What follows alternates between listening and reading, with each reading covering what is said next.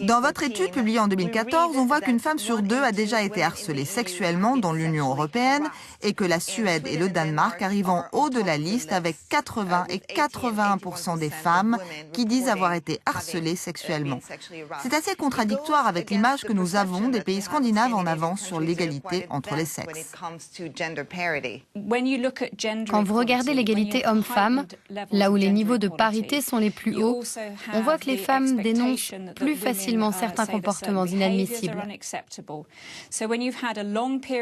Donc, quand la parité est installée depuis des dizaines d'années dans certains pays, les femmes sont plus enclines à parler de leur vécu. Elles disent plus facilement que certains comportements sont inacceptables et elles sont plus disposées à parler de cela à un enquêteur pour une étude. Dans d'autres pays, le harcèlement sexuel est toujours perçu comme une affaire privée. Quand on regarde les données, on voit par exemple que dans les pays du Sud et du Sud-Est de l'Europe, les femmes sont souvent moins disposées à parler de leurs expériences de violence conjugale à leur famille, à leurs connaissances, à leurs amis.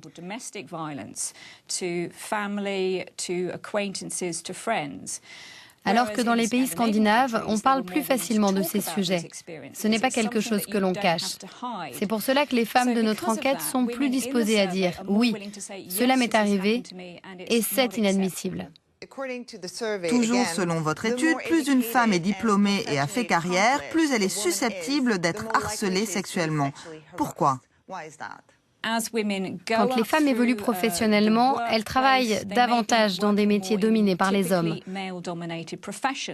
Par exemple, si vous êtes dans le milieu des affaires ou de la finance, ou que vous dirigez une entreprise, vous êtes sur des postes généralement occupés par des hommes.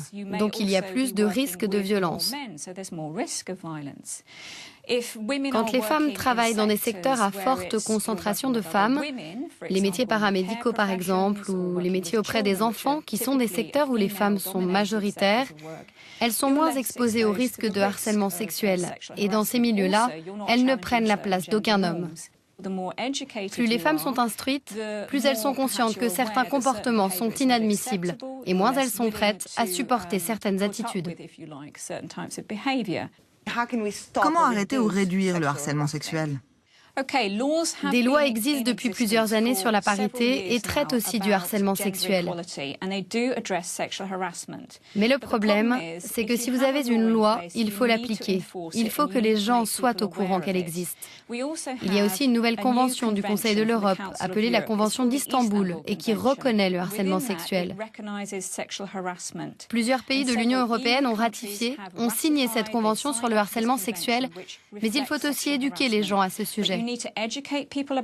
L'éducation vise évidemment les garçons, les filles, les hommes et les femmes, le patronat. Beaucoup d'acteurs doivent être impliqués pour faire que la législation en place soit appliquée.